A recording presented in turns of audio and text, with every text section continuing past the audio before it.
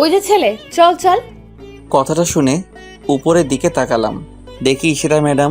আর কথাটা না বাড়িয়ে গাড়িতে বসে চালানো শুরু করলাম। ম্যাডামকে কলেজে নিয়ে যেতে হবে, আগে নিয়ে যাই তারপর কথা বলি আপনাদের সাথে। শোন, কলেজ শেষ না হওয়া পর্যন্ত এখানেই থাকবে। এসে যদি না পাই খবর আছে। জি ম্যাডাম। যত সব। তারপর ম্যাডাম চলে গেল। আসলে ম্যাডাম এমনই, এই তো 3 বছর আগেও ঠিক ছিল, কিন্তু গত 6 মাস ধরে ম্যাডাম কেমন যেন হয়ে যায়। আগে আমাকে তুমি করে বলতো, এখন তুই করে বলে। আগে ভালোভাবে কথা বলতো সবার সাথে, কিন্তু এখন রেগে রেগে কথা বলে সব ছেলেদের সাথে। তো অনেক কথা বললাম, আমার পরিচয় তো দিলাম না। আমি রাকিবুল হাসান, পড়ালেখাটা জানতে চাবেন না, পরে আমিই বলবো। আর ইনি হলেন ঈশিতা ম্যাডাম, পুরা নাম ঈশিতা নূর মায়াবতী, সবাই ঈশিতা বলে ডাকে, তাই আপনারাও তাই শুনবেন। সংসদ সদস্য মির্জা মোজাম্মেলের মেয়ে, একমাত্র মেয়ে। কিন্তু ম্যাডামকে দেখে মনে হয় না যে তিনি এত বড় নেতার মেয়ে। অহংকার, রাগ কোনোটাই ছিল না। কিন্তু ওই যে 6 মাস, ওই 6 মাসেই ম্যাডামের এত পরিবর্তন। ম্যাডামের ছুটি হয়ে গিয়েছে, ম্যাডাম একা একা আসছে। গত 6 মাস ধরে ম্যাডামের মুখে হাসি দেখছি না, তা কেন আমি জানি না, আর জানার চেষ্টাও করিনি। নেতার মেয়ে কখন কি করবে কে জানে, তাই কিছুই বলি না। ম্যাডাম এসেই, ওই গাড়ির গেট খুল, বাসায় যেতে হবে। আমি প্রতি উত্তরে কিছু না বলে গাড়ির দরজা খুলে দিলাম। ম্যাডাম বসার পরে দরজা লাগিয়ে আমি ড্রাইভিং করতে লাগলাম। গন্তব্য বাসা। বাসায় এসে পড়েছি। গাড়িটা থামানোর পরে দেখি ম্যাডাম ঘুমিয়ে গিয়েছে। ম্যাডামকে কয়েকবার ডাকলাম কিন্তু উঠল না। তারপর আমি গাড়ি থেকে নেমে ম্যাডামের দরজার কাছে গিয়ে ডাকলাম, কিন্তু ম্যাডাম উঠছে না। তাই দরজা খুলে ম্যাডামকে ধাক্কা দিলাম। ম্যাডাম, বাসায় এসে পড়েছি। মেয়ে দেখলেই গায়ে ধরতে ইচ্ছে করে না? তোরা ছেলেরা সব এক, লুচ্চা এক একটা। এই বলে আমাকে ধাক্কা দিয়ে বের হয়ে চলে গেল। আমি শুধু অবাক হয়ে তাকিয়ে রইলাম। কি করলাম আমি? আমাকে শুধু শুধু মারলো। ম্যাডামই তো উঠতেছিল না, তাই তো ম্যাডামকে ডাকলাম, আর ম্যাডাম আমাকে মেরে দিল। আজ আমি গরিব বলে আমাকে মারলো। আমি আর কিছু ভাবলাম না। গাড়িটা ঠিক জায়গায় রেখে আমি গেলাম চাচার কাছে। আর চাচাকে বুঝলেন না তো? চাচা মানে মির্জা মোজাম্মেল। সবাই তাকে বাঘের মতো ভয় পায়, কিন্তু কেন পায় তা জানি না। চাচা কত কিউট আর সুন্দর মানুষ, তাকে ভয় পাওয়া অসম্ভব। তিনি তো আমাকে রাস্তা থেকে তুলে নিয়ে এসে এখানে আশ্রয় দিল, আর আমাকে অগাধ বিশ্বাস করে বলে আমাকে তার বাসায় থাকতে বলেছে। ঘরে তার মেয়েও আছে, কিন্তু তবুও তিনি আমাকে থাকতে দিয়েছেন। আমাকে তার সাথে তার টেবিলে বসে খেতে দেন। শুধু আমি না, বাড়ির সব চাকর না, অন্যান্যরাও। আসলেই মানুষটা অনেক ভালো। এইসব কথা ভাবতে ভাবতেই চাচার ঘরে চলে আসলাম। চাচার ঘরে নক করতে চাচা বলল ভিতরে যেতে। আমি ভিতরে ঢুকলাম। তারপর, আসসালামু আলাইকুম চাচা। ওয়ালাইকুম সালাম। তো কেমন আছিস? সারাদিন দেখলাম না যে। ম্যাডামকে নিয়ে ওনার কলেজে গিয়েছিলাম। তোকে না বলেছি ঈশিতাকে নাম ধরে ডাকতে? না মানে, চুপ থাক, ওকে নাম ধরে ডাকবি, ভুলে যাস না তুইও আমার ছেলে, আর ওর থেকে তোর যোগ্যতা বেশি। উঠে দাঁড়িয়ে আমার কাঁধে হাত রেখে বলল। আমার চোখ থেকে এক ফোঁটা পানি পড়ল। শক্ত করে চাচাকে জড়িয়ে ধরে কেঁদে দিলাম। চাচা আমার পিঠে থাপ্পড় দিয়ে বলল, আরে বেটা, কাঁদিস কেন? তুমি খুব ভালো চাচা, খুব ভালো। বাবা মা যদি বেঁচে থাকতো। পুরনো কথা ভুলে যা, নতুনকে সাথে নিয়ে শুরু কর। জি চাচা। আচ্ছা যা। রাত 11টায় ছাদে গেলাম। আজ ছাদে উঠতেই আমি অবাক, কারণ ছাদে একটা ছায়ামূর্তি।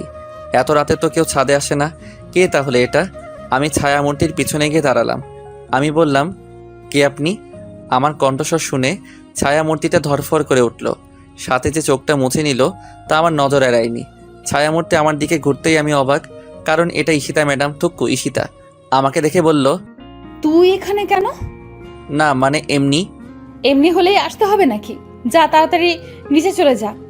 জি। তারপর নিচে চলে আসলাম। কিন্তু ঈশিতা কাঁদতেছিল কেন? কারণটা কি? কেননা কোনো না কোনো কিছু হয়েছেই, আর তাই ঈশিতার মনে প্রচণ্ড আঘাতে এনেছে।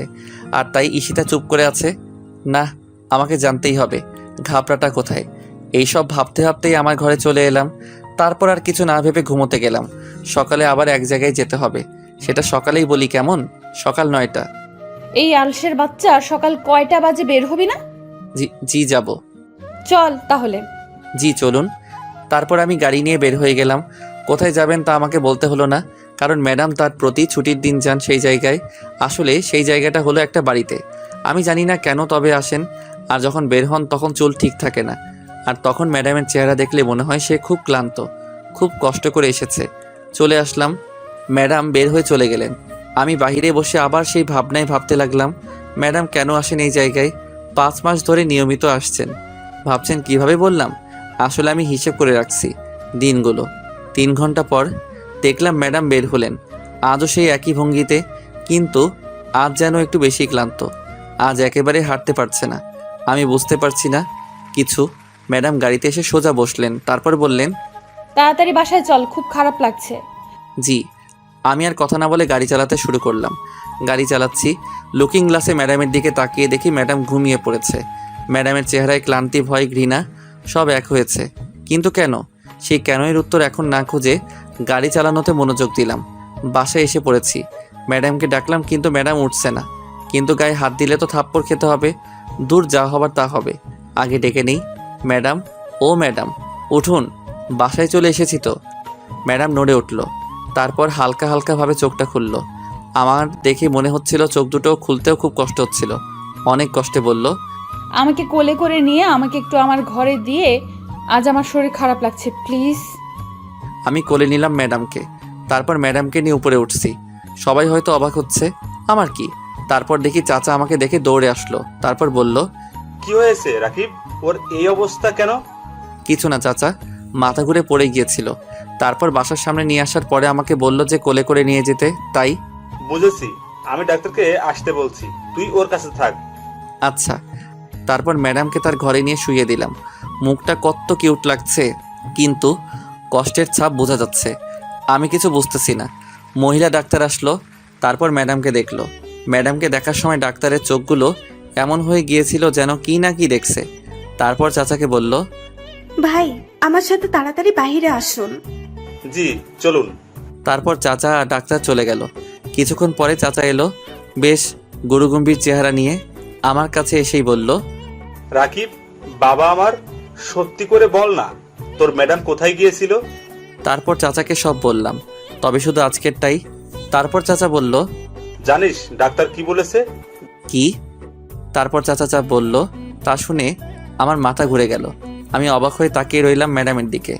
তারপর চাচা আমার হাত ধরে বলল, ওর এই সব কথা যদি মিডিয়ার কাছে যায় তাহলে তো সর্বনাশ হয়ে যাবে। এমনি বিরোধী দলগুলো ক্যাসাল করতেছে, আবার যদি এই খবর পায় তো মিডিয়া পুরাই গরম করে ফেলবে। আমি একটু ভাবতে লাগলাম। তারপর চাচাকে বললাম, আমি আছি তো চাচা, টেনশন নেই, ভরসা রাখুন আমার উপর। তোর আশাতেই আছি, আমার মেয়েটাকে সুস্থ করে তোল। আল্লাহর উপর ভরসা রাখুন।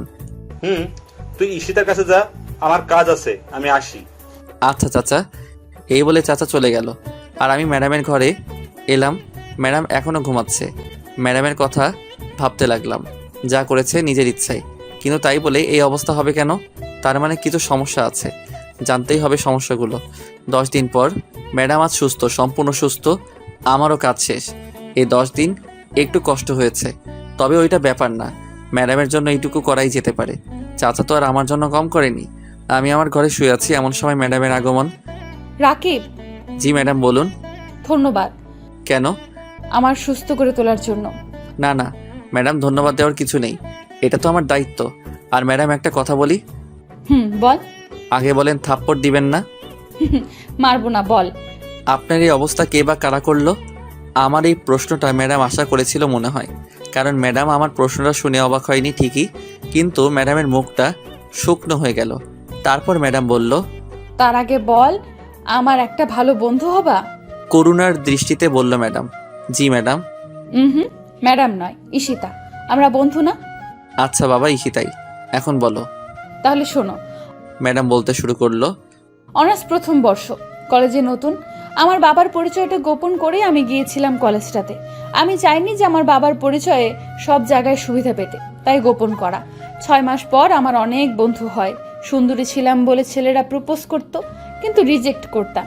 এর মধ্যে লক্ষ্য করলাম একটা ছেলে আমার দিকে ট্যাপ ট্যাপ করে তাকিয়ে থাকে। আমি তাকালেই মুখটা ঘুরিয়ে নেয়।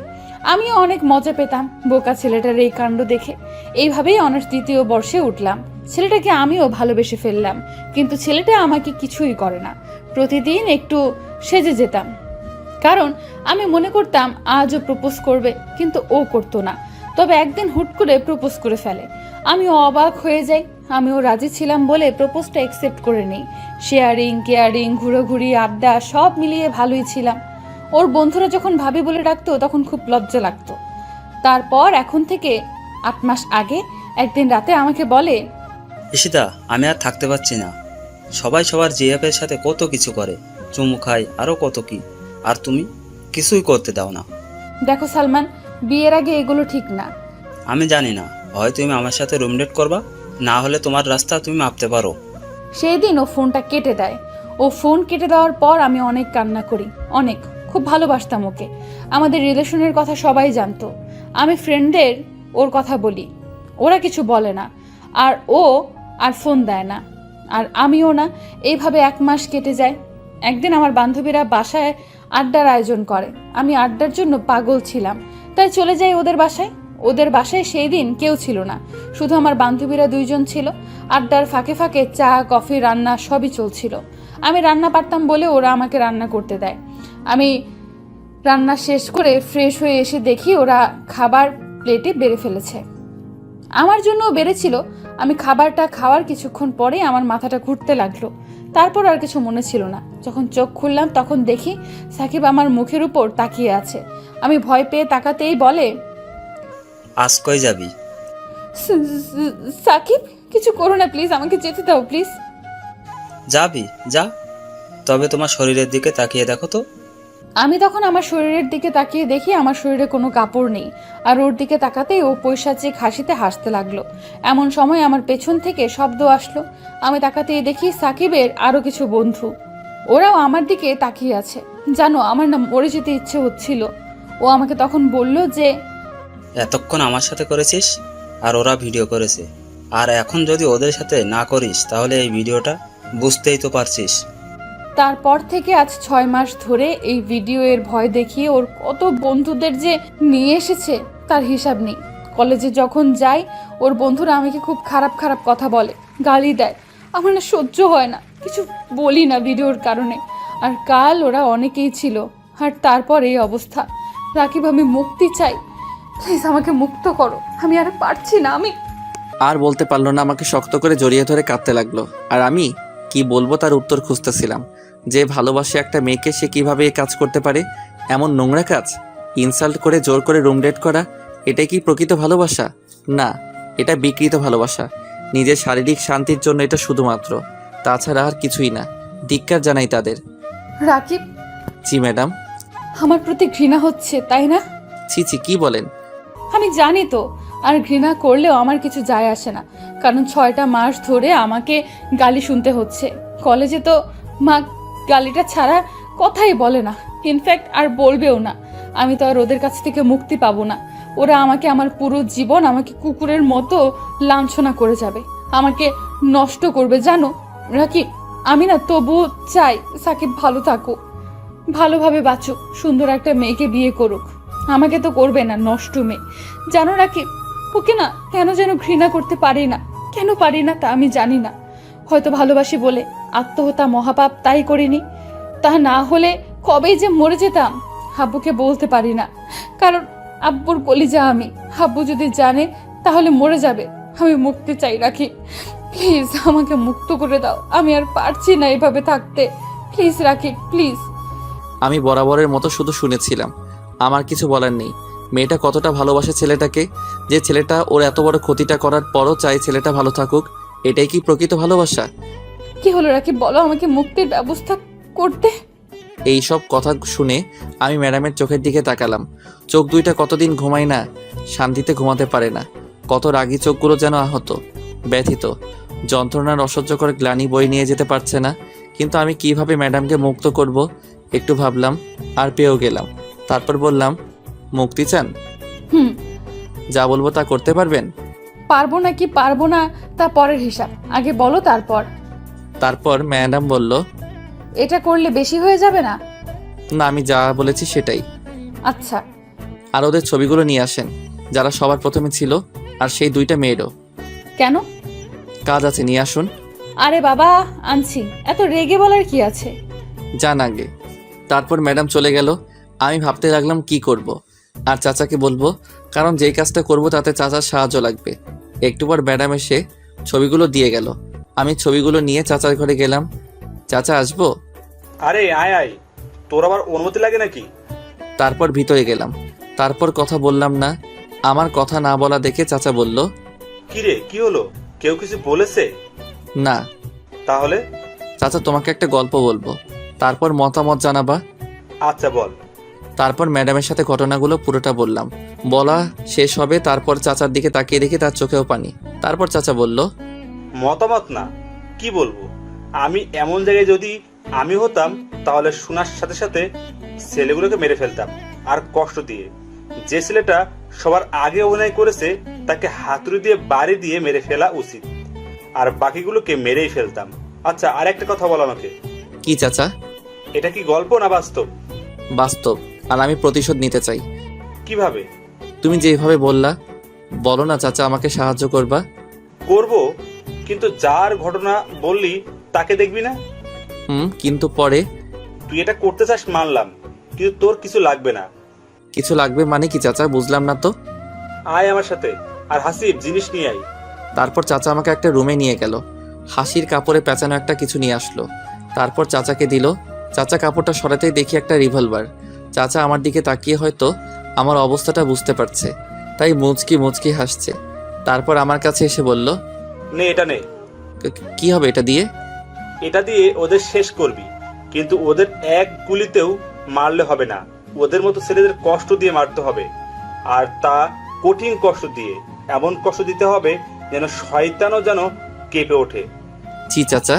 আর তোকে কিছু শিখিয়ে দিব, সেটা মেনে ওদের মারিস, তাহলে পুলিশ কেন, র্যাব আসলেও তোদের খুঁজে বের করতে পারবে না, বা পারবে না আসল খুনিকে। আচ্ছা তাহলে বলো। তারপর চাচা আমাকে বলল, কি বললো তা আপনাদের না জানলেও চলবে। তারপর চাচার কাছ থেকে বিদায় নিয়ে ম্যাডামের ঘরে এসে ম্যাডামকে সব বললাম, আর এটাও বললাম যে কাল যাব মারতে, একদিনে 70 জনকে মারবো, সাথে মেয়ে দুটোকেও, কারণ ওরাও কম দোষী নয়। তারপর আমি আমার ঘরে এসে কালকের অপেক্ষায় থাকলাম। ভোর 5টা ম্যাডাম আর আমি বেরিয়ে পড়লাম, সাথে প্রয়োজনীয় জিনিসগুলো। প্রথমে যাব সাকিবদের বাসায়।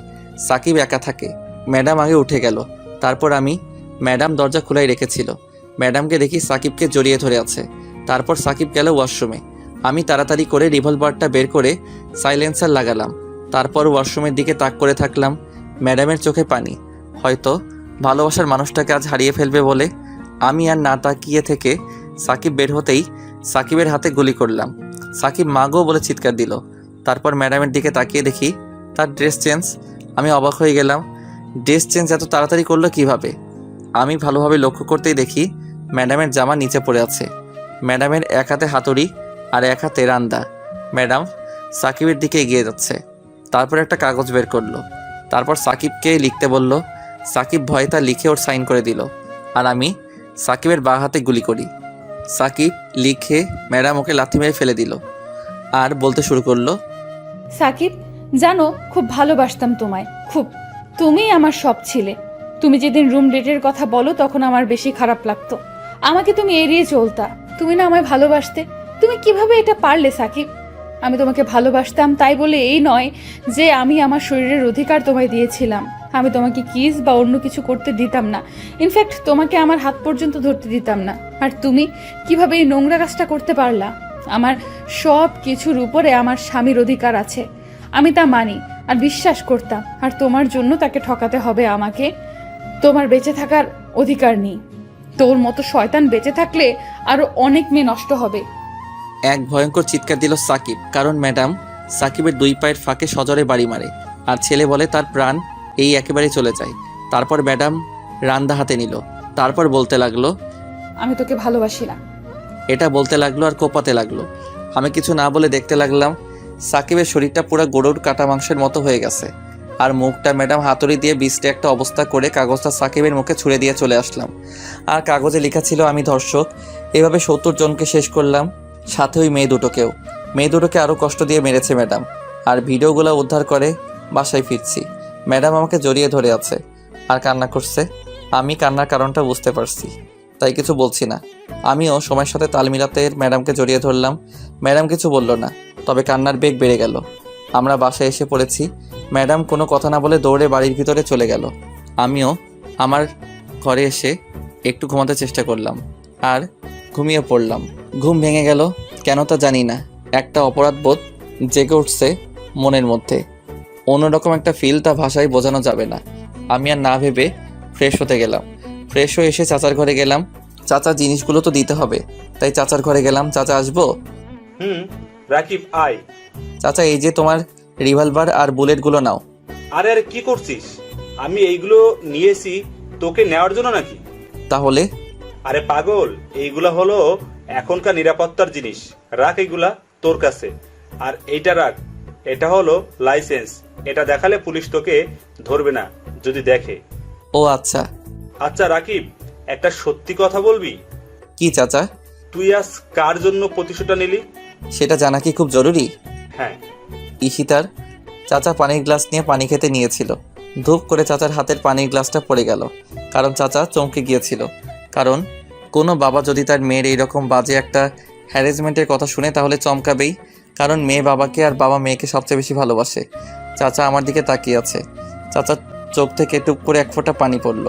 কাজের টেবিলের উপর চাচা উঠে দাঁড়ালো। তারপর আমাকে কিছু না বলে হাঁটতে লাগলো। আমি জিনিসগুলো নিয়ে চাচার পিছু যেতে শুরু করলাম। চাচা ইশতা ম্যাডামের ঘরে যাচ্ছিলেন। চাচা ম্যাডামের ঘরে ঢুকলেন, আর সাথে আমিও ম্যাডামের ঘরে ঢুকলাম। দেখলাম ম্যাডাম গুটিসুটি মেরে ঘুমিয়ে আছে। কত মায়াবী লাগছে ম্যাডামকে। চাচা ম্যাডামের কাছে যেয়ে ম্যাডামের কপালে একটা চুমু দিলেন। তারপর ম্যাডামের হাত ধরে কান্না করতে লাগলেন। চাচা রাজনীতি করেন।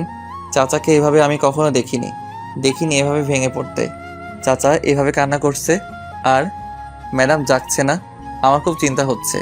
ম্যাডামের পাশে তাকিয়ে দেখি ঘুমের ওষুধ। তার মানে ম্যাডাম ওষুধকে ঘুমিয়েছেন, সহজে উঠবেন না। চাচা আমাকে ডাক দিল। রাকিব, জি চাচা। তুই আমাকে আগে কেন বলিসনি বাপ? তাহলে আমিই যেতাম খুন করতে। এমন নোংরা কাজ আমার মেয়েকে দিয়ে করিয়েছে, আর তুই আমাকে বলিসনি কেন? ঈশিতা ম্যাডাম বলতে নিষেধ করেছিল, তাই করিনি। আমার দুইটা কথা রাখবি। বলো চাচা। এক, তুই মাস্টার্সে ভর্তি হয়ে যা। আর কি চাচা? জানি না কথাটা তুই কিভাবে নিবি। আমাকে হয়তো স্বার্থপর ভাববি, কিন্তু বলছি ঈশিতাকে তুই বিয়ে করবি। দেখ, আমি তোকে জোর করব না, তোর ইচ্ছা। তোকে যখন আমি আমার বাড়িতে নিয়ে আসলাম তখন থেকেই আমি ঠিক করে রেখেছিলাম, তাই ঈশিতার কাছাকাছি রেখেছিলাম যাতে ওকে বুঝতে পারিস। কিন্তু এই ধরনের ঘটনা আমি জানতাম না রে। তোর ইচ্ছে, তুই কি করবি? আমি রাজি চাচা। ভেবে দেখ রাকিব। আমার ভাবা শেষ চাচা। আচ্ছা, কাল সকালের মধ্যে তোর কলেজে ভর্তি হবার কাগজ পেয়ে যাবি। আচ্ছা চাচা। এই বলে চাচা চলে গেল। আমি কেন রাজি হলাম তা নিয়ে প্রশ্ন এসেছে নিশ্চয়ই। আসলে চাচা আমাকে রাস্তা থেকে কুড়িয়ে এনেছে। আমি চাচার কাছে না আসলে খারাপ পথে চলে যেতাম, কিন্তু চাচা থাকাতে তা হয়নি। যে চাচা আমাকে না চিনেন না জেনে আমাকে তার ঘরে জায়গা দিল, আর আমি সেই চাচার মেয়েকে চিনেও বিয়ে করতে পারবো না তার অ্যাফেয়ারের কথা জেনে। এতটা অকৃতজ্ঞ আমি হতে পারিনি, তাই রাজি হলাম। হতে পারে সে ধর্ষিতা। আলো আর আধারে মিলে না হয় গড়ে তুলব নতুন একটা পৃথিবী। সকালবেলা ঘুম থেকে উঠলাম। চাচা সকালে দেখা করতে বলেছিল, তাই দেখা করতে গেলাম। চাচা আমাকে কলেজে অ্যাডমিট করিয়ে দিয়েছে, আর তার কাগজই আমাকে দিয়েছে। আমি চাচার কাছ থেকে বিদায় নিয়ে চলে আসলাম। তারপর রেডি হতে লাগলাম। ম্যাডাম এখনও ঘুম থেকে ওঠেনি, তাই ম্যাডামকে ডাকতে ম্যাডামের ঘরে যেতে লাগলাম। চাচা দেখেছিল, আর দেখে একটু মুচকি হেসেছিল। আর কেন তা আপনারা জানেন।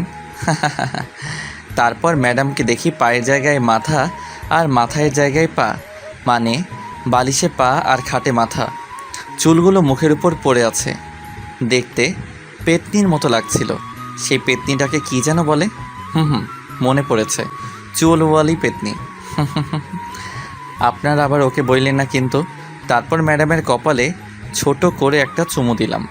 তারপর ডাক দিলাম, ঈশিতা, এই ঈশিতা, ওঠো, কলেজে যেতে হবে তো, ওঠো। কোনো সাড়া নাই। পানি ঢেলে দিব কিন্তু, ওঠো, ওঠো বলছি। বুঝেছি কি করতে হবে, শুয়ে থাকো, দেখাচ্ছি মজা। পানি আনতে যাওয়ার জন্য যখন উঠে দরজায় চোখ পড়ল, তখন দেখলাম কি যেন একটা ছায়া সরে গেল দরজা থেকে। আমি কিছু মনে না করে পানি নিয়ে আসলাম, কম না, 1 বালতি। তারপর ধূপ করে ঈশিতার শরীরের উপর মারলাম। পানিটা অনেক ঠান্ডা ছিল। পানির স্পর্শ পেতেই ঈশিতা লাফ দিয়ে উঠে চিৎকার দিতে যাবে, এমন সময় আমি ওর মুখে হাত দিয়ে দিলাম। ও আমার দিকে রাগী দৃষ্টিতে তাকিয়ে আছে, আর আমি ভিলেন মার্কা হাসি দিলাম। তারপর ঈশিতা হায় হায়, এখন কি করি?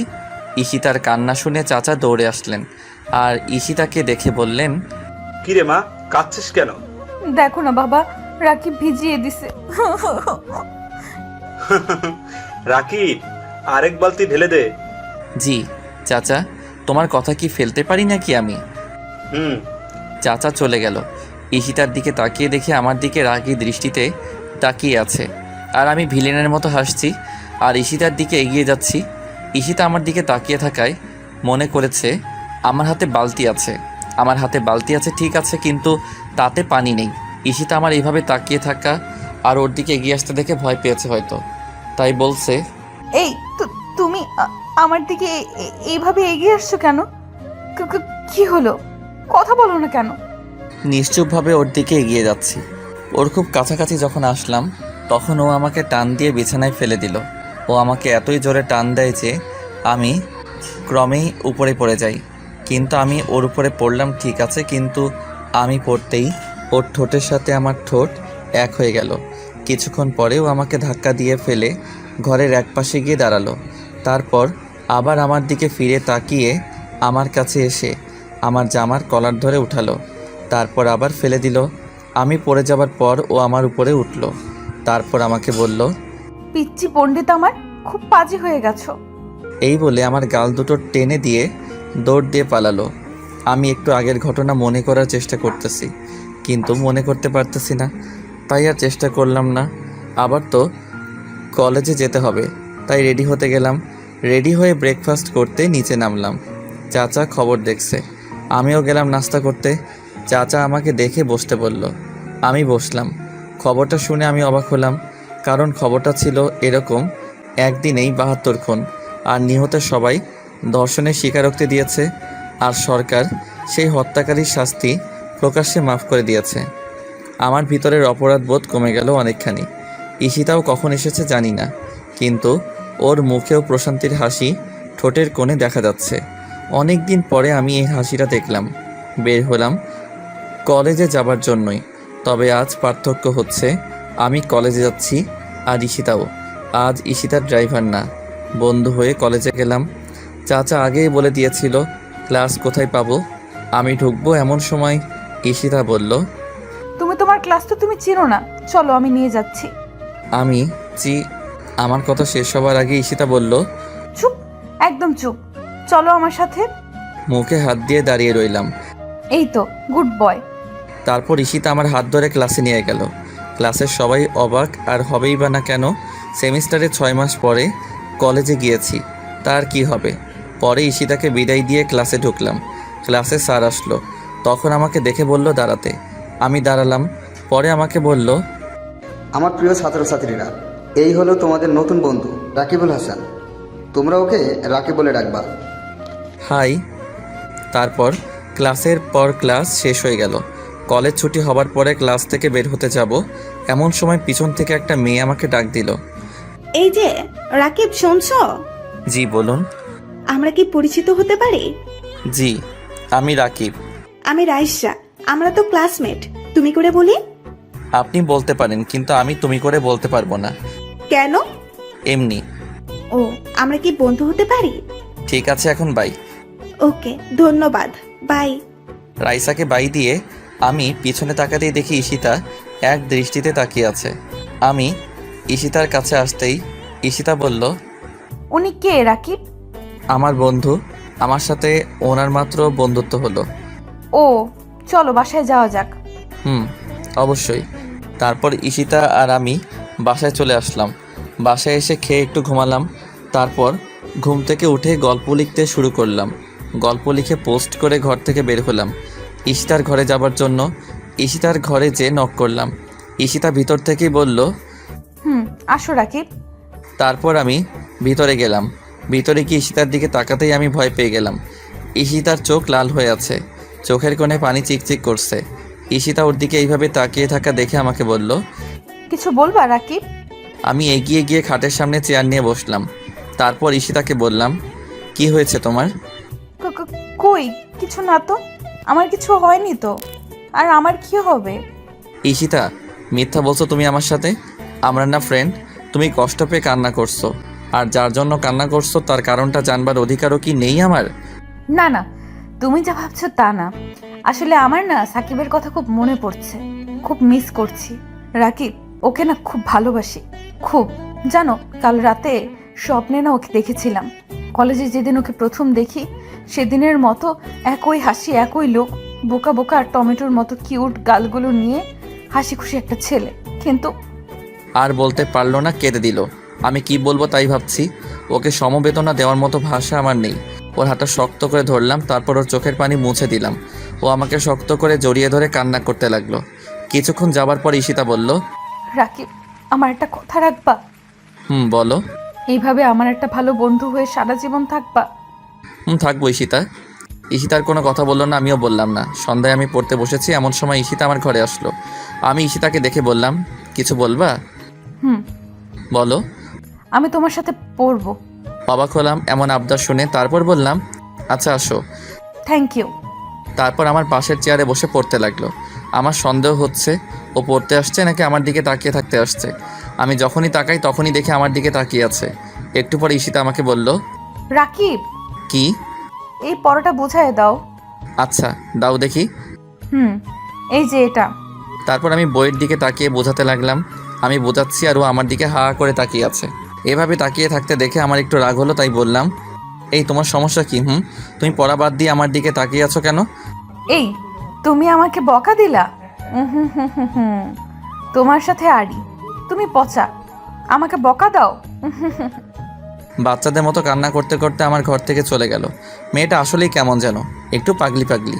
রাতে খাবার খেতে টেবিলে গেলাম। ঈশিতা আমার সামনে চেয়ারে বসলো।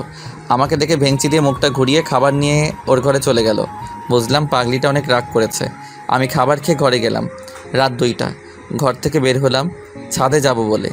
গভীর রাতে শহরের বাতাসটা ভালো লাগে, গায়ে শিহরণ ধরিয়ে দেয় বাতাসটা। ঢাকার এই সময়টায় সমস্ত নিস্তব্ধতা চলে আসে মনে। এক অন্যরকম অনুভূতি, সুখ অনুভূতি, যা সবাই চায়। আমিও নেই, রোজ রাতে নেই জোনাকি পোকার জিজি ডাক আর বাদুরের ছোটাছুটি দেখতে খুব ভালো লাগে। আমি ছাদে দাঁড়িয়ে আছি, এমন সময় কারোর পায়ের আওয়াজ শুনলাম। আমি পিছনে তাকাতেই দেখি ঈশিতা আসছে। ঈশিতা উঠতেই আমাকে দেখলো, তারপর ছাদের অন্য পাশে গিয়ে দাঁড়ালো। রাগ কমেনি, রাগ আমাকে ভাঙাতেই হবে, তাই আমিও গেলাম। ঈশিতার কাছে যে বললাম, ঈশিতা আমি সরি, প্লিজ মাফ করে দাও প্লিজ। 2 মাত্র শর্তে মাফ করতে পারি। সব শর্ত মানব, বলো। 1, আমি যখনই বলবো তখনই আমাকে কোলে নিতে হবে। 2, আমাকে পাপ্পি দিতে হবে। আমি অবাক হলাম এমন আবদার শুনে, আর খুশিও হলাম। পাপ্পি আর কোলে নিতে হবে, উফ কি ফিলিংস, পুরাই পাংখা। ঈশিতার দিকে তাকিয়ে আছি, ঈশিতা আমার দিকে নয়, ও তাকিয়ে আছে নিচের দিকে। হঠাৎ ঈশিতা বলে উঠল, কি, রাজি না তাই তো? না হলে নাই, আমি গেলাম। এই বলে চলে যেতে লাগলো। আমি আবুল হয়ে গেছি এমন কথা শুনে। তারপর তাড়াতাড়ি করে বললাম, আমি রাজি তো। সত্যি? নাও, এখন কোলে করে নিয়ে আমাকে আমার ঘরে দিয়ে আসো। যথাস্ত মহারানী। এই বলে ঈশিতাকে কোলে তুলে নিলাম। আমি কোলে নিতেই মেয়েটা লজ্জায় লাল হয়ে গিয়েছে, দুহাত দিয়ে আমার গলা জড়িয়ে ধরেছে। আমি ওকে ওর ঘরের সামনে এনে ওকে আমার কোল থেকে নামিয়ে দিলাম। আমি চলে আসব এমন সময় ঈশিতা বলল, আমার শর্তের আরেকটা জিনিস কই? ও ভুলে গেছিলাম, সরি, এই নাও। থ্যাংক ইউ পিচ্চি পণ্ডিত, আমি জানতাম তুমি আমার কপালে কিস করবা। আমার ধাক্কা লাগলো। ও আমার নিকনেম কিভাবে জানলো তাই প্রশ্ন করলাম, তুমি এই নাম কোথায় পেলা? কেন? না মানে আমি তো তোমাকে আমার এই নাম তোমায় বলিনি। তাহলে? এত জানার দরকার নাই তোমার, তুমি ঘরে গিয়ে ঘুমাও। আচ্ছা। তারপর আমি পিছনে ঘুরে আমার ঘরে আসছি। এমন সময় ঈশিতা আমায় ডাক দিল। রাকিব, বলো। তুমি কি রাগ করেছো? না, রাগ করিনি। রাগ করবো কেন? এই রাকিব, আমার দিকে তাকাও, মাথাটা ওঠাও বলছি, ওঠাও। বলো। এই কি, তুমি আমার উপর অভিমান করেছো কেন? আমি খুব সরি গো, আমার পিচ্চিটা খুব ভালো। এই নাও, তোমাকেও একটা জিনিস দিলাম। আমার গালে কিস করলো। আমি শক্ট হয়ে গেলাম। হঠাৎ করে এমন হওয়ায় আমার সারা শরীর কাঁপতে লাগলো। আমি ঈশিতার দিকে হা করে তাকিয়ে আছি। আমার এমনভাবে তাকানো দেখি ঈশিতা বলল, এই পোলা, হা করে তাকিয়ে না থেকে ঘুমাতে যাও। আচ্ছা। তারপর আমি আর কিছু না ভেবে ঘুমাতে গেলাম। এটা সেটা ভাবতে ভাবতে ঘুমিয়ে গেলাম। সকালে আমি ঘুম থেকে উঠলাম, তারপর নামাজ পড়ে ব্রেকফাস্ট করতে গেলাম। চাচাও আছে, চাচার সাথে কিছু কথা আছে তাই বললাম, চাচা আমি আলাদা থাকতে চাই। মাথা নিচু করে বললাম, কি? চাচা আমি নিজেই নিজের খরচ চালাতে চাই। তুই কি মনে করছিস আমি তোকে আমার নিজের ছেলে মনে করি না? তোকে কি আমি বোঝা মনে করি? না মানে তা না, আমি নিজে এখন থেকে চেষ্টা করি, দেখি কি করতে পারি। তোর ইচ্ছা, কিন্তু আমাদের ভুলে যাস না বাবা। কি যে বলো না চাচা, যেই দিন তোমাদের ভুলে যাব সেদিন আমিও আর এই পৃথিবীতে থাকবো না। এইসব কথা বলিস না, আর দোয়া করি তুই তোর আশা অনুযায়ী তুই যেন সাফল্য পাস। ধন্যবাদ চাচা। এই বলে চাচা নাস্তা না করে চোখ মুছতে মুছতে চলে গেল। হয়তো বেশি ভালোবাসে বলে আমার চলে যাওয়াটা মেনে নিতে পারছে না। কি জানি কেন কান্না করছে চাচা, কিন্তু আমার বাবা মায়ের পরে হলো আমার চাচা। খুব খুব খুব ভালোবাসি চাচাকে। না গেলে হয় না রাকিব? আমি চলে যাব ঈশিতাকে, এটা যখন বলতে এসেছি তখন ঈশিতা এই কথা বলল। তারপর আমি বললাম, প্লিজ তুমি না করো না।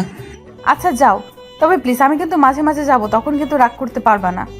আচ্ছা বাবা যেও, আমি এখন আসি। আচ্ছা, খোদা হাফেজ। খোদা হাফেজ।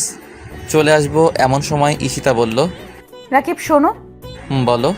আমার সামনে এসে আমাকে খুব শক্ত করে জড়িয়ে ধরলো আর বলতে লাগলো, খুব খুব খুব মিস করব তোমায় রাকিব। আমিও মিস করব তোমায়। আমার চোখ থেকে পানি পড়লো কয়েক ফোঁটা। তারপর ঈশিতাকে ছাড়িয়ে নিয়ে আমি বের হয়ে গেলাম আমার গন্তব্যস্থানে। ও আপনাদের তো বলিনি আমি কোথায় যাচ্ছি। আসলে আমি অনেক দিন ধরেই চাকরির চেষ্টা করছিলাম, আর আল্লাহর রহমতে চাকরিটা পেয়ে যাই, আর তারপর বাসা ভাড়া নিয়ে নেই। আর বাকিটা তো আপনারা জানেনই। ও আমার বেতন 30,000 টাকা, আর মাস্টার্স শেষ করলে আরও বাড়তে পারে। আপনাদের সাথে কথা বলতে বলতে আমি আমার বাসায় চলে এসেছি। তারপর প্রয়োজনীয় জিনিসগুলো কিনতে গেলাম, সব কিনে বাসায় আসলাম। আর টাকা পেলাম কোথায় তা জানতে চান তো? আসলে অফিস থেকে 1 মাসের বেতন আগে দিয়ে দেয়, আর তা দিয়েই এইগুলো কিনলাম। ও অনেক কথা হলো, এবার রান্না করতে হবে। আসার সময় মুরগি আর চাল কিনে নিয়ে এসেছিলাম, আর আমি রান্না পারি তাই আর কোনো সমস্যা নেই। রান্না করলাম, গোসল করলাম, তারপর খাবার খেতে বসলাম। খাবারের এক লোকমা মুখে দিতেই চাচার কথা আর ঈশিতার কথা মনে পড়ে গেল। কত কথা হতো খাবার সময়, সাথে যারা কাজ করতো তারাও খেত। দেখে মনে হতো পুরোটাই যেন একটা পরিবার। খুব মিস করছি চাচাকে, খুব। আর ঈশিতা, আমি তো খাবার খাচ্ছিলাম, ঘড়ির দিকে তাকালাম। ঘড়ি দেখে আমি অবাক হয়ে গেলাম, কারণ আমি খেতে বসেছিলাম 3টায় আর এখন বাজে 4:30। অবাক হয়ে গেলাম। আমি এত সময় ভাবতাম, আবারও ফোনের শব্দ পেলাম। ফোনের স্ক্রিনে তাকিয়ে দেখি ঈশিতার ফোন, তাই তাড়াতাড়ি করে ফোনটা ধরলাম। ফোন ধরতে ঈশিতা বলল, এই কুত্তা, বিড়াল, ছাগল, হারামি, পচা ছেলে, তোরে কতগুলো ফোন দিছি, তুই ধরস নাই কেন? জানিস কত চিন্তা হয়েছে আমার? না মানে। চুপ, একদম চুপ, একটা কথা বলবা না। আগে বলো তুমি খেয়েছো রাকিব? তুমি খেয়েছো? এই, তোমার সাথে ফ্রেন্ডশিপ হবার পর থেকে তোমাকে ছাড়া খেয়েছি? না। তাহলে তোমাকে তো এর জন্যই ফোন দিলাম। আচ্ছা আমি খেয়ে তোমাকে ফোন দিচ্ছি। রাকিব, রাকিব শোনো না। বলো। আমাকে পাপ্পি দাও। কি? শর্তের কথা ভুলে গেছো? ও এই নাও। Thank you. এই বলে কেটে দিল। আসলেই পাগলি মেয়ে একটা, কখন যে কি করে। আর পাগলি না হলে কি এইরকম আবদার করে? পরের দিন সকালে উঠে আগে কলেজে গেলাম, কারণ আমি যে চাকরি করি তাতে একটা কাগজ লাগবে, তাই। না হলে আজকে থেকে জয়েন দিতাম। কলেজে গিয়ে প্রিন্সিপাল স্যারের কাছ থেকে কাগজটা নিয়ে চলে আসছি, এমন সময় পিছন থেকে ডাক এলো। রাকিব, পিছনে তাকিয়ে দেখি রাইসা। আমি রাইসার দিকে এগিয়ে গেলাম। রাইসা আমাকে বলল, কাল কলেজে আসোনি কেন? বাসা চেঞ্জ করেছি তো তাই। হঠাৎ বাসা চেঞ্জ করেছো কেন? চাকরির জন্য, চাকরি পেয়েছি তো তাই। তাই? হুম। ট্রিট কোথায়? চলেন তাহলে। না থাক, পরে নেওয়া যাবে। আচ্ছা, তোমার সাথে কিছু কথা ছিল, একটু শুনবা? বলো। আমার সাথে সারা জীবন ফ্রেন্ডশিপ রাখবা? আপনার সাথে সারা জীবন ফ্রেন্ডশিপ রাখবো। ধন্যবাদ তোমায় রাকিব। আর আসল কথা হলো, আমার বিয়ে আগামী মাসের 12 তারিখে। তুমি কিন্তু অবশ্যই আসবা, না করতে পারবা না। ও খুব ভালো কথা, আমি আসার জন্য চেষ্টা করব। চেষ্টা না, তোমাকে আসতেই হবে, আর সাথে তোমার বউকেও। আমি টাসকে খেলাম রাইসার কথা শুনে। ও আবার জানলো কিভাবে আমার বউ আছে, আর বউ আসলো কোথা থেকে? আমি তো বিয়ে করিনি, তাহলে এত কথা ভাবার চেয়ে রাইসাকে জিজ্ঞাসা করলেই তো হয়, তাই রাইসাকে জিজ্ঞাসা করলাম, আমার বউ মানে? মানে হলো ঈশিতার সাথে তোমার বিয়ে ঠিক হয়ে আছে। তো তুমি জানলা কিভাবে? আমি জানবো না তো কে জানবে? ঈশিতা আমার আপন চাচাতো বোন। আমি এতদিন বিদেশে ছিলাম, এই বছরই আসলাম। তারপর ঈশিতার আব্বু আমাকে বলল তোমার কথা কয়েকদিন আগে বলেছে, আর 70 জনের কি অবস্থা করেছো তা আমি জানি। আর ভালো করেছো, ঈশিতার জায়গায় আমি থাকলে ওদের ভিডিও দিয়ে ওদেরই 12টা বাঁচালাম। আর ঈশিতা মেয়েটা খুব সহজ সরল, ওর মনে এত প্যাচ ছিল না। আমি সব জানতাম। সাকিবের সম্পর্কে ওকে না করেছিলাম রিলেশন করতে, কিন্তু ও হয়তো অনেক ভালোবেসে ফেলেছিল।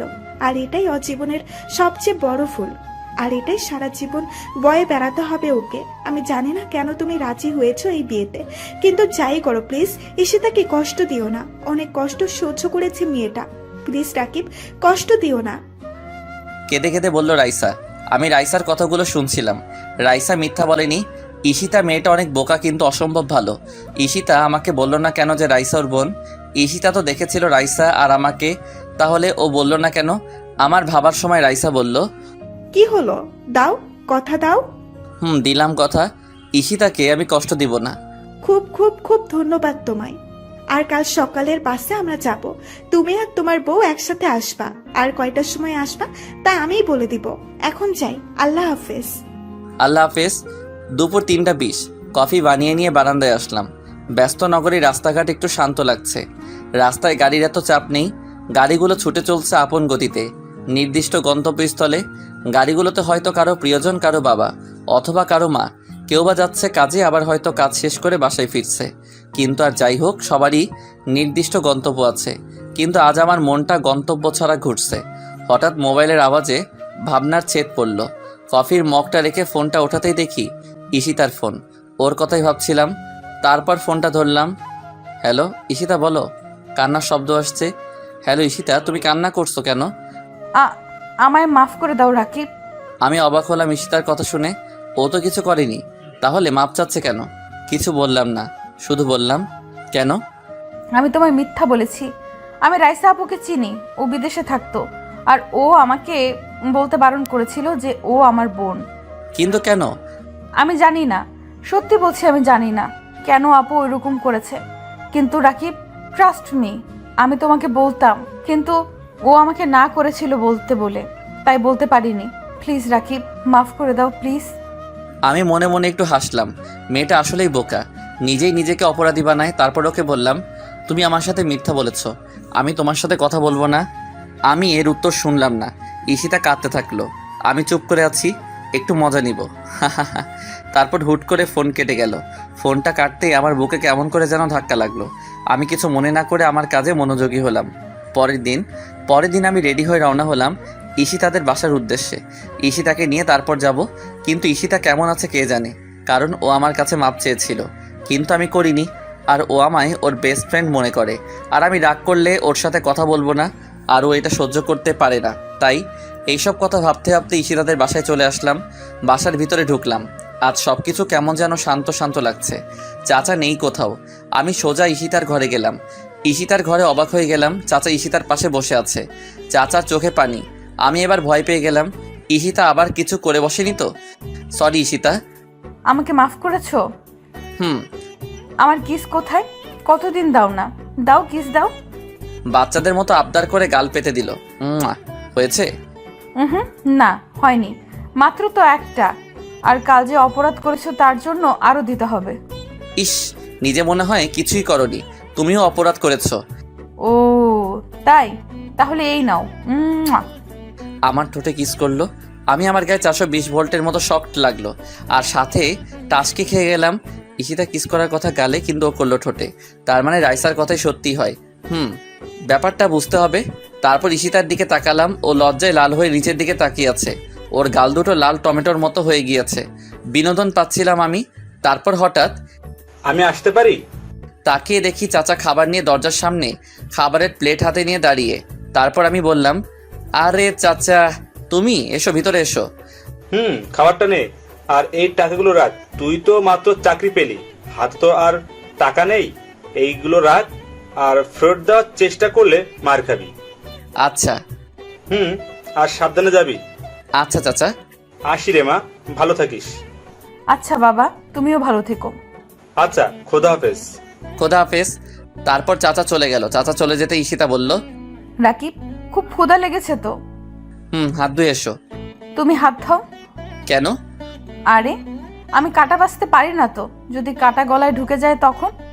ও, তাও তো ঠিক। যাও, হাত ধুয়ে এসে আমাকে খাইয়ে দাও। তারপর প্লেট রেখে আমি হাত ধুতে গেলাম। হাত ধুয়ে এসে ঈশিতাকে খাইয়ে দিতে লাগলাম। ওই, তোমার কতক্ষণ লাগবে? 50 মিনিট তো হয়ে গেল। আর একটু। ধুর বাবা, এতক্ষণ যে কি করে কে জানে। তারপর অপেক্ষা করতে লাগলাম। পাক্কা 50 মিনিট হয়ে গেল, মহারানীর কোনো খবর নেই। তারপর 10 মিনিট পরে মহারানী বের হলো। ঈশিতাকে দেখে আমি আবার ক্রাশ নামক বাস খেলাম। ঈশিতা একটা কালো শাড়ি পরেছে আর মেকআপ করেনি। তাহলে এত দেরি হলো কেন? তাই একটু জিজ্ঞাসা করলাম, তোমার এত দেরি হলো কেন? দেরি হলো মানে? মানে সাজলা না, কিন্তু এত দেরি হলো কেন? আরে, আমি শাড়ি পরতে পারি না, আর ইউটিউব দেখে পড়তেই তো এত দেরি হলো। ও, চলো তাহলে। চলো। তারপর আমরা বাস স্ট্যান্ডে গেলাম। গিয়ে দেখি রাইসা অপেক্ষা করছে। তারপর আমরা বাসে উঠলাম। আমি আর ঈশিতা, রাইসা আর তার বাবা। ওর বাবা কেন আসলো বুঝলাম না। আমি আর ঈশিতা এক সিটে যাচ্ছি। যেতে যেতে কাল সকাল হয়ে যাবে। আমি বাসে ঘুমিয়ে পড়লাম। ঘুম থেকে উঠতেই আমি অবাক হয়ে গেলাম, কারণ আমি ঈশিতাকে জড়িয়ে ধরে আছি আর ঈশিতা আমাকে। তারপর ঈশিতাকে ছাড়িয়ে নিলাম। ঈশিতাকে ছাড়াতে ঈশিতা জেগে গেল।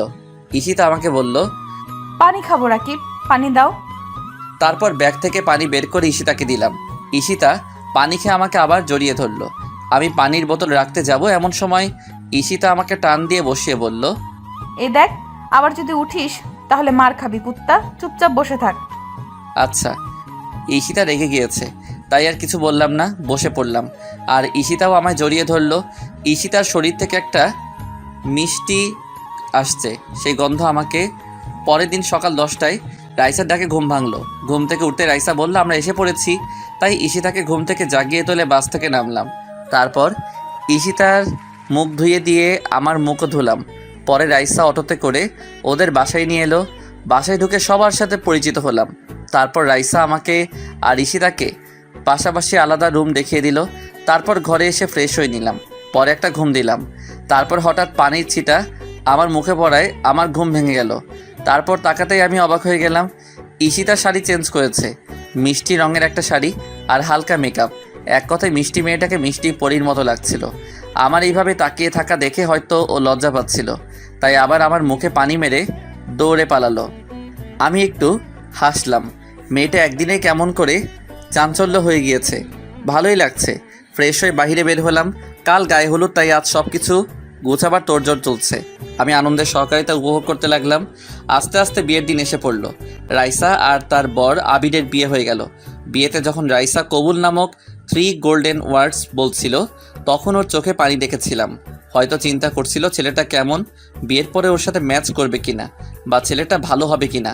অবশ্য আমি আমার সোর্স আর মাধ্যমে খবর নিয়েছিলাম ছেলেটা ভালো, শুধু ভালো না, খুব ভালো। সেটা অবশ্য রাইসাকে বলেছিলাম, কিন্তু নিজের তো চিন্তা হয়, তাই হয়তো করছিল। বিয়ে শেষ হয়ে গেল, রাইসাকে নিয়ে চলে গিয়েছে। যাওয়ার সময় রাইসা শুধু এতটুকুই বলেছিল আমাকে, ঈশিতার চোখের এক ফোঁটা পানিও যেন মাটিতে না পড়ে, আর যদি পড়ে তাহলে দেখো কি করি আমি তখন এমন করলাম যে রাইসা কান্নার মাঝেও হেসে দিয়েছিল। এমনকি শুধু রাইসা না, যারা যারা এখানে ছিল তারা আমাদের কথা না শুনলেও আমার মুখ দেখেও হেসে দিয়েছিল। তারপর রাইসা ঈশিতার কানে কানে কী যেন বলল, তারপর চলে গেল। রাইসার বিয়ের একদিন পর আমরাও চলে আসলাম। তারপর থেকে আবার সেই পুরনো রুটিনে চলতে লাগলাম। সপ্তাহে একদিন কলেজে যাবা, ঈশিতার সাথে ঘোরা, রাতে কথা বলা, মেসেজিং করব, শেয়ারিং কেয়ারিং, মজা মাস্তি আড্ডা, এইভাবে চলে গেল 2টা বছর। 2 বছর পর আজ অফিসে যাওয়ার জন্য বের হব, এমন সময় ফোন বেজে উঠল। ফোনটা তুলে দেখি চাচার ফোন। তারপর ফোনটা ধরলাম। আসসালামু আলাইকুম চাচা। ওয়ালাইকুম। তো 2 বছর তো হয়ে গেল, কি ভুলে গেলি নাকি?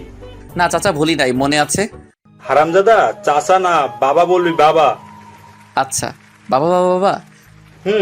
আজ রাতে বিয়ে বড় করে করব না, বাসায় কাজে ডেকে বিয়ে পড়াবো আর এতিমখানার মসজিদে মিলাদ পড়িয়ে দিব। চাচা, এটা ভালোই হবে। আবার চাচা? না থুক্কু বাবা। আল্লাহ হাফেজ। আল্লাহ হাফেজ। ফোনটা কেটে দিলাম। চাচার প্রতি সম্মান আমার আবার বেড়ে গেল, কারণ চাচা লোক খাওয়ানোর মতো অযথা টাকা নষ্ট করার চেয়ে এতিমখানায় দিচ্ছে। স্যালিউট চাচা। বিয়েটা হয়ে গেল। ঈশিতাকে নিয়ে আমার বাসায় আসলাম। আর ভাবছেন ঈশিতা আগে থেকে জানতো? আসলে তা না, ঈশিতাকে চাচা তুক্কু বাবা বলেছিল আজকেই। আমি জানি ঈশিতা আমায় ভালোবাসে, তাই না করবে না, কিন্তু ঈশিতাকে বাবা অনেক কষ্টে রাজি করিয়েছিল। ঈশিতা যখন রাজি হচ্ছিল না তখন বাবা নাকি বলেছিল যে 2 বছর আগে থেকেই ঠিক করা। তখন নাকি ঈশিতা রাগী গলায় বলেছিল আমি রাজি। আর রাকিবের খবর আছে, বাবা আমাকে এই নিয়ে সাবধান করেছিল। ঈশিতার কিছু বান্ধবী এসেছিল ঈশিতার সাথে, তারা ঈশিতার সাথে কথা বলা শেষ করে যাবার সময় আমাকে বলল, বিড়ালকে আপনার মারতে হবে না, আজকে বিড়ালই আপনাকে মেরে দিবে। এই বলে ওরা হাসতে হাসতে চলে গেল। আমি ওদের এই কথার মানে ভালোভাবেই বুঝতে পেরেছি। তারপর আমি আমার বাসর ঘর আজ আমার জন্য জমের ঘর বললেও ক্ষতি নেই। ঈশিতা যেইভাবে ফায়ার হয়ে আছে তাতে করে ফায়ার সার্ভিস এসেও ওর আগুন নিভাতে পারবে কিনা সন্দেহ আছে। তারপর ঢুকতেই আমি অবাক, এ কি বউ কই? আমার পাশে তাকাতেই দেখি ঈশিতা আর্জেন্টিনার জার্সি আর ট্রাউজার পরেছে, আর ট্রাউজারটাও হাঁটু পর্যন্ত। ওকে এই অবস্থায় দেখে আমার নিজেরও লজ্জা লাগছিল। আমাকে দেখেনি, আর যখন আমাকে দেখলো তখন বলল, ওই কি হইছে, এমনভাবে তাকিয়েছিস কেন? বাবু হইছে থুক্কু, কিছু না। বাবু কোথায়? এখনো হইলই না আবার বাবু। আর তোর কপালটা আজ ভালো যে আর্জেন্টিনার খেলা আছে, না হলে তোর খবর ছিল। যাই হোক, এখন লক্ষ্মী ছেলের মতো আইসক্রিম এনে দে, খাবো আর খেলা দেখবো। রাত 1টা বাজে, আইসক্রিম কোথায় বাবা? কি রাত 1টা? খেলা তো শেষ। আব্বু, খেলা শেষ, আমাকে আগে বললো না কেন? আমার মনে ছিল না তো, সরি। তুমি ইচ্ছা করে বলনি। সত্যি বলছি, আমিও তো আর্জেন্টিনা সাপোর্টার, আর কাল তো রিপিট দিবেই, তখন না হয় দেখে নিব। তুমি চুপ থাকো, একটা কথাও বলবা না। আমার ক্ষুধা লেগেছে, বিরিয়ানি আন আর আইসক্রিম আনো। বিরিয়ানির সাথে আইসক্রিম? যাও। আচ্ছা। আইসক্রিম তো ফ্রিজে অনেক আছে, আর আসার সময় বিরিয়ানির প্যাকেটও এনেছি, বেঁচে গেলাম। তারপর আইসক্রিম আর বিরিয়ানির প্যাকেট নিয়ে ঘরে গেলাম। ঘরে যে একটু শব্দ করতে ঈশিতা ভয়ে চিৎকার দিয়ে উঠলো। তারপর আমাকে দেখে বলল, তো তুমি এত তাড়াতাড়ি কিভাবে আসলা? নিচে যাব কেন, বাসায় তো সব ছিল। তা আগে আনবা না? আরো কত ক্ষুধা লেগেছে, সারাদিন রাগে কিছুই খাইনি। আমি আর কথা না বলে বাড়িয়ে দিলাম খাবারগুলো। ঈশিতা টপাটপ খেতে শুরু করলো। আমি যে তাকিয়ে তাকিয়ে হাসছি তার কোনো খেয়াল নেই। হঠাৎ খাওয়া থামিয়ে আমার দিকে তাকালো। আমি সাথে সাথে হাসি বন্ধ করে দিলাম, না হলে খবর আছে। কিন্তু ও মনে হয় দেখে ফেলেছে। আমার দিকে চোখ বড় বড় করে তাকিয়ে বলল, তুমি খাবা না? কখন? তুমি খেয়ে নাও তারপর। না, তা হবে না, এখন থেকে আমরা একসাথে খাবো। আচ্ছা হইছে, এখন এখানে আমার সামনে বসো, আমি তোমাকে আর তুমি আমাকে খাইয়ে দাও। জো হুকুম রানী। তারপর ঈশিতা আমাকে আর আমি ঈশিতাকে খাইয়ে দিলাম। খাওয়া শেষ করার পর ঈশিতা গেল প্লেট ধুতে। আমি অবশ্য না করেছিলাম, কিন্তু শোনেনি, প্লেট ধুতে যাবেই। প্লেট ধুয়ে ঈশিতা ঘরে আসলো, তারপর মাথাও ওড়না দিল। আমি আগে থেকে দাঁড়িয়েছিলাম। ঈশিতা আমাকে সালাম করলো। আমি ওকে উঠাতেই ও আমাকে শক্ত করে জড়িয়ে ধরলো আর কাঁদতে লাগলো। আমি ওর কান্না দেখে ওকে বললাম, কাঁদছো কেন? তুমি আমাকে কেন বিয়ে করলে রাকিব? তুমি আরো ভালো মেয়ে পেতে, কেন নিজের জীবনটা নষ্ট করলা? কেন? ভালোবাসি বলে। ভালোবাসো কেন? কি আছে আমার? তোমায় দেবার মতো কিছু নেই আমার মাঝে। আছে, তোমার ওই মনটা আছে, ওই চোখগুলো আছে, ওই মায়াবী চোখের মায়াবিনীকে চাই। তোমার মিষ্টি মনটা চাই, আমার তোমাতে চাই। আমার রাজ্যের রানীর জায়গাটা খালি তো, তুমি এসে পূর্ণ করো সেই জায়গা। তোমায় ছাড়া যে সেখানকার অধিকার আর কারো নেই সীতা। ভালোবাসি বলেই তোমাকে চাই। মন পিঞ্জিরায় খুব যতনে সাজিয়েছি তোমায়। ভালোবাসি। আমাকে কষ্ট দিবা না তো? আমাকে অনেকগুলো ভালোবাসবা তো? কষ্ট দিব না, আর এতগুলো ভালোবাসবো তোমায়। ভালোবাসি তোমায় রাকিব। আমিও ভালোবাসি তোমায় সীতা। আমিও জড়িয়ে নিলাম ঈশিতাকে আমার ভালোবাসার চাদরে। ধন্যবাদ সবাইকে আমাদের পাশে থাকার জন্য।